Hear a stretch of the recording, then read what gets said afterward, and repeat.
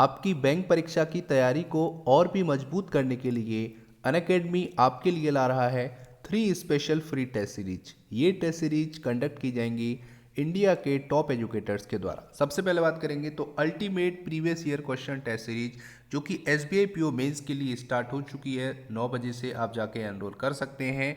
Next बात करेंगे T20 test series for SBI clerk pre 2021, जो कि 22 जनवरी को सुबह 9 बजे से स्टार्ट होगी, जहां पर आप रीजनिंग का टेस्ट दे पाएंगे।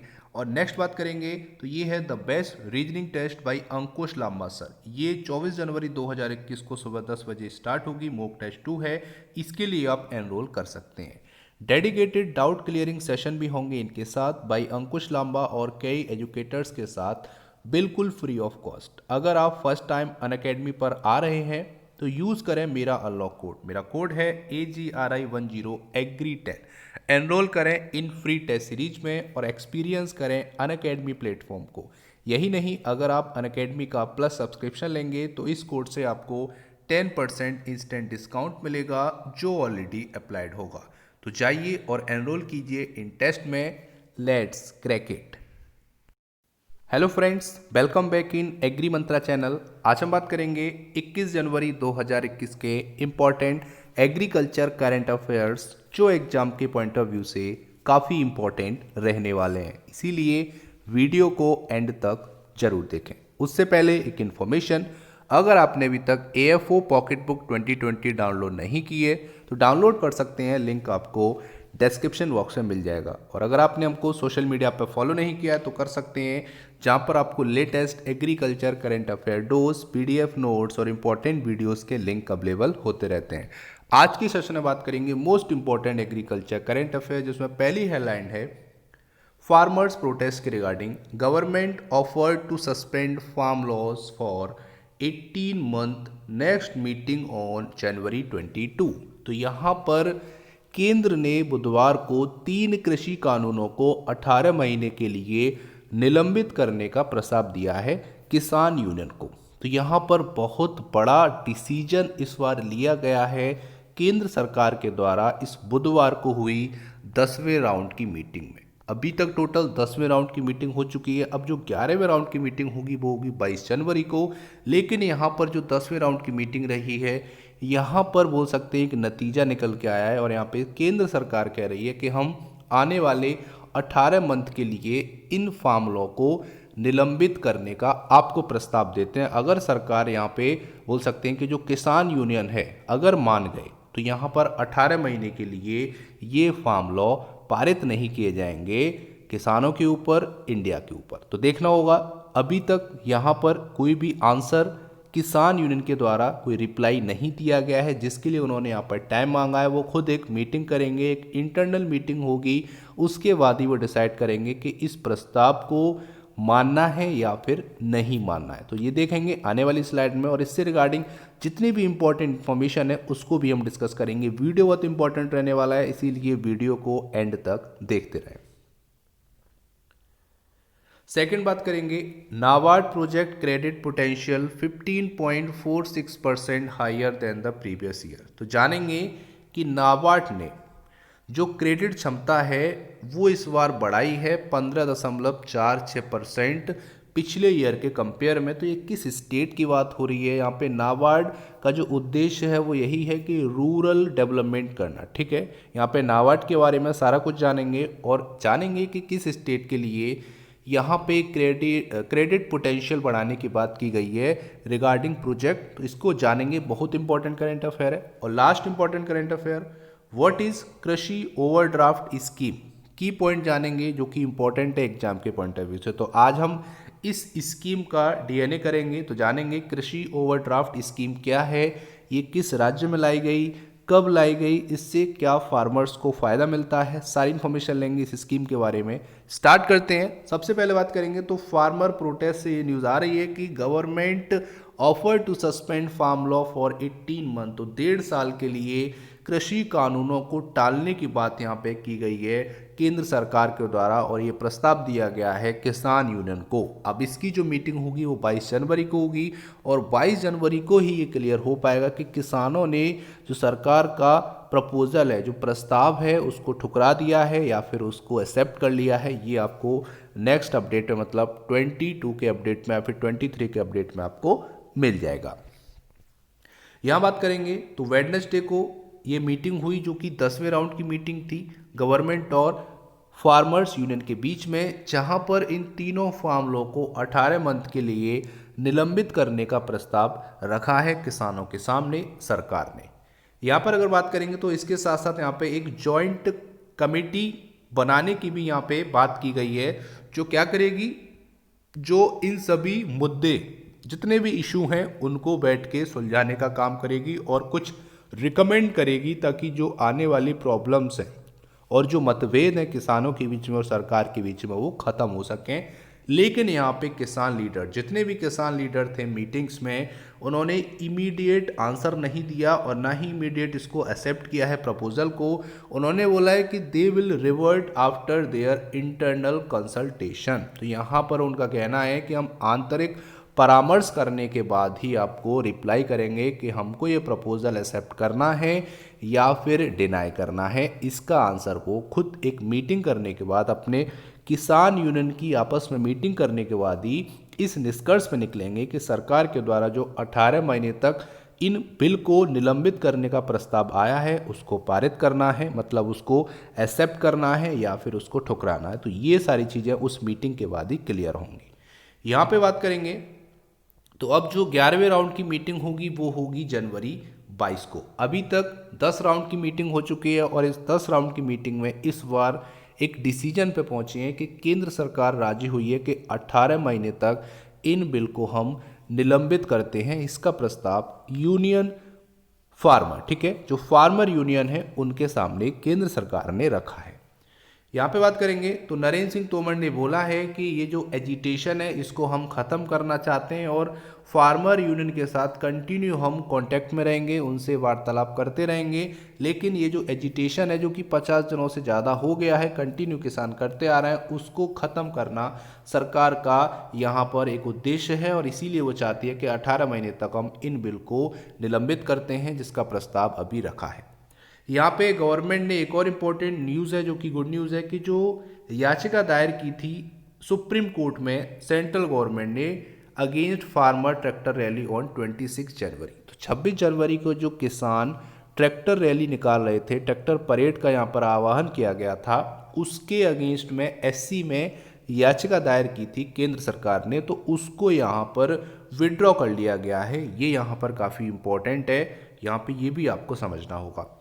आगे बात करेंगे तो centre on Wednesday withdraw it's plea, तो इसको हम बोल सकते हो जो याचिका दायर की थी उसको वापस ले लिया गया है। और यहाँ पर वही था कि जो सरकार है वो चाहती थी कि 26 जनवरी को किसान ट्रैक्टर परेड ना निकालें, उसके लिए यहाँ पे याचिका दायर की गई थी सुप्रीम कोर्ट में। और सुप्रीम कोर्ट ने भी एक आंसर किया था इस याचिका की सुनवाई में। उन्होंने बोला था the police has the authority to deal with the issue pertaining to the propose tractor मार्च।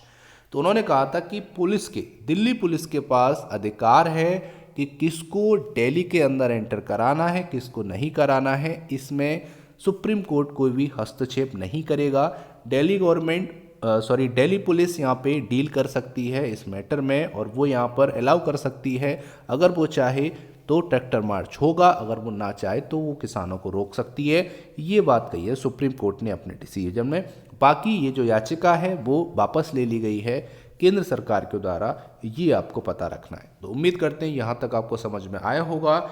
ये जो बिल है 3 बिल सितंबर, ठीक है, सितंबर 27 सितंबर को राष्ट्रपति जी का साइन होने के बाद, उनकी मंजूरी मिलने के बाद ही ऑल ओवर द इंडिया पारित किए गए। लेकिन उसके बाद सुप्रीम कोर्ट ने रोक लगा दी और अब यहाँ पे सरकार का प्रपोजल आया है कि वो 1.5 साल तक इसको निलंबित करने का प्रस्ताव किसानों के सामने रख रहे हैं। अगर किसान राजी होते हैं तो 1.5 साल तक यहाँ पर ये बिल पारित नहीं किए जाएंगे। ये यहाँ पर अभी तक आपको समझना है। उम्मीद करते हैं यहाँ तक आपको सारी चीज़ें, ये करंट अफेयर समझ में आया होगा। आगे बात करेंगे तो NABARD project credit potential 15.46% higher than previous year.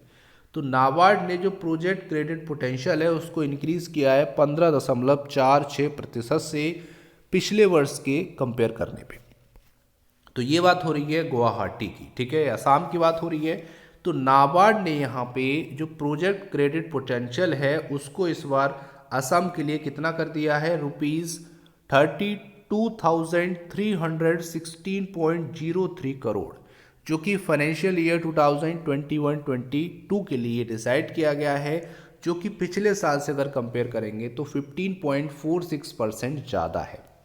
यहाँ पे बात करेंगे तो इस टोटल प्रोजेक्ट कॉस्ट का जो अजम्पशन है वो है कि कहाँ कहाँ पर इनको प्रोजेक्ट किया जाएगा, कहाँ कहाँ पर इस फंड को, इस क्रेडिट को यूज़ किया जाएगा। तो 17,586.21 करोड़, मतलब ओवरऑल का 55% जो पैसा है, क्रेडिट है, वो यूज़ किया जाएगा एग्रीकल्चर एंड अलाइड एक्टिविटीज़ में।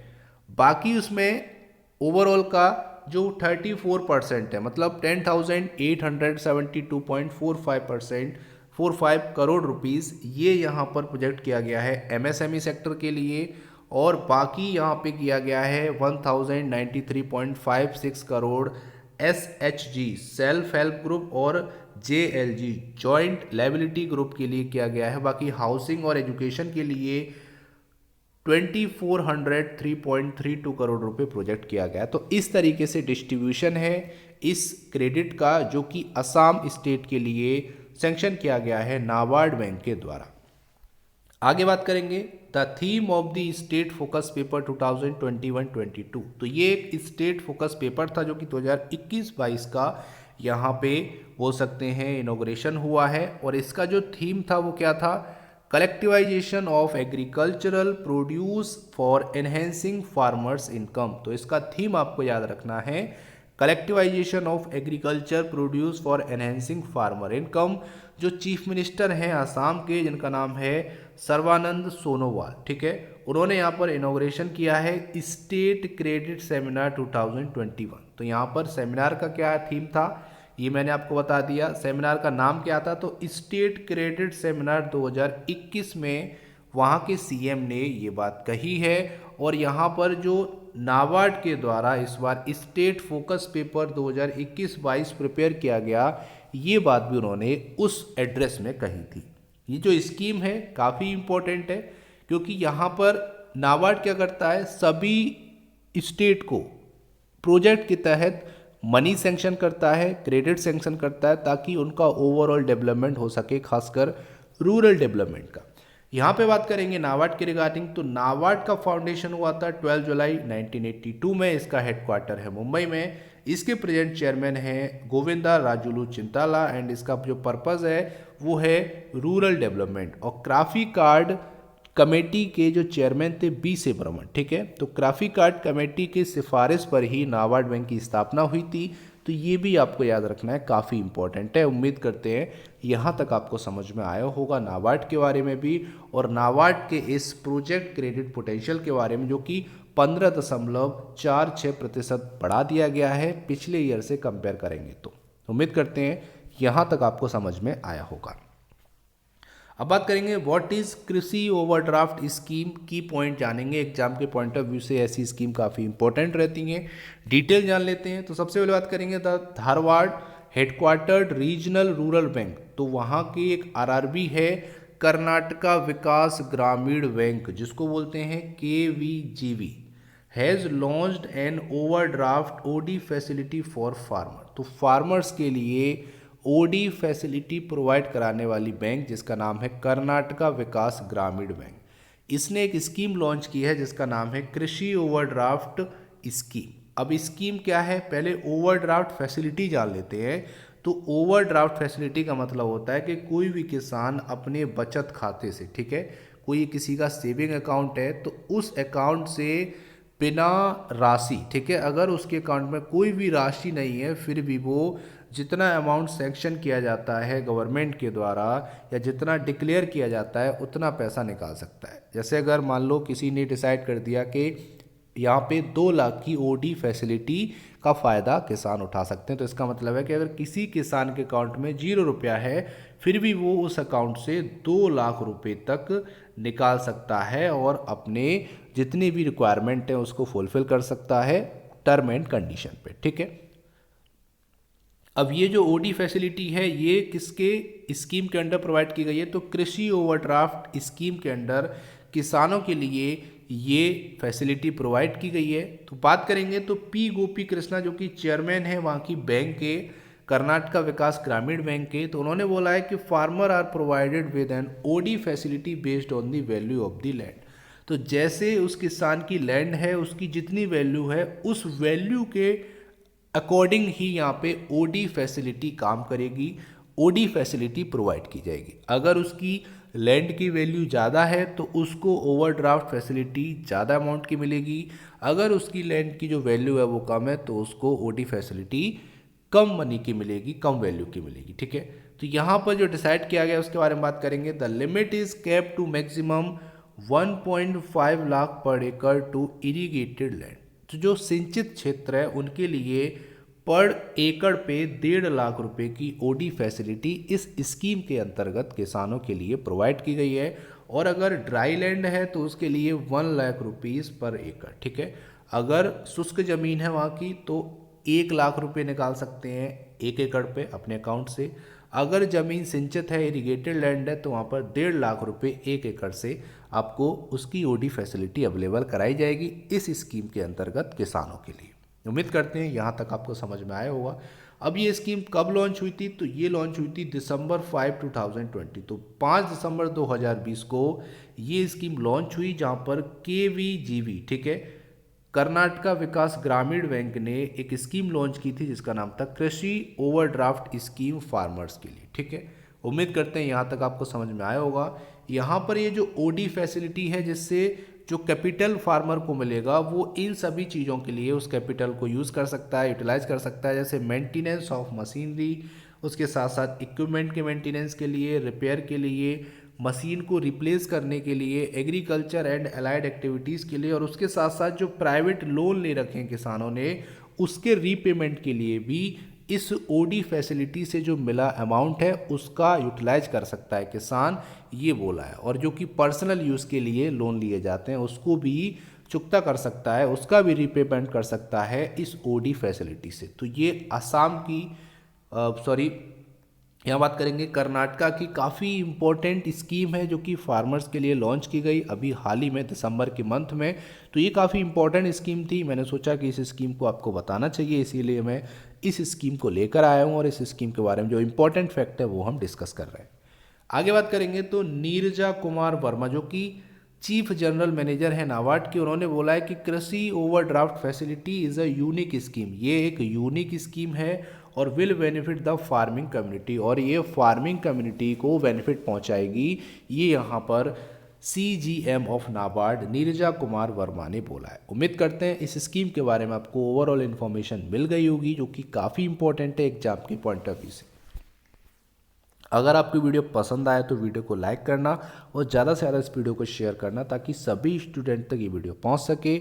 अब बात करेंगे आज के प्यारे क्वेश्चन की, लेकिन उससे पहले बात करेंगे पिछले वीडियो में पूछे गए क्वेश्चन के आंसर के बारे में। क्वेश्चन था which organisation declared Shweta Kapila cow as Goan breed. तो आपको बताना है कि किस ऑर्गेनाइजेशन ने श्वेता कपिला काउ को गोवन ब्रीड का टैग दिया है, डिक्लेयर किया है, तो वो है ICAR। तो ICAR ने ही गोवा की एक ब्रीड है जो कि काऊ की ब्रीड है श्वेता कपिला, उसको अब गोवन ब्रीड मतलब गोवन नस्ल के नाम से जाना जाएगा। काफ़ी इंपॉर्टेंट है, सभी स्टूडेंट ने सही आंसर किया इस क्वेश्चन का। आप बात करेंगे आज के प्यारे क्वेश्चन की, तो क्वेश्चन है on which date the national energy conservation day is observed in India. तो आपको बताना है कि नेशनल एनर्जी कंजर्वेशन दिवस किस दिन सेलिब्रेट किया जाता है, ऑब्जर्व किया जाता है इंडिया में।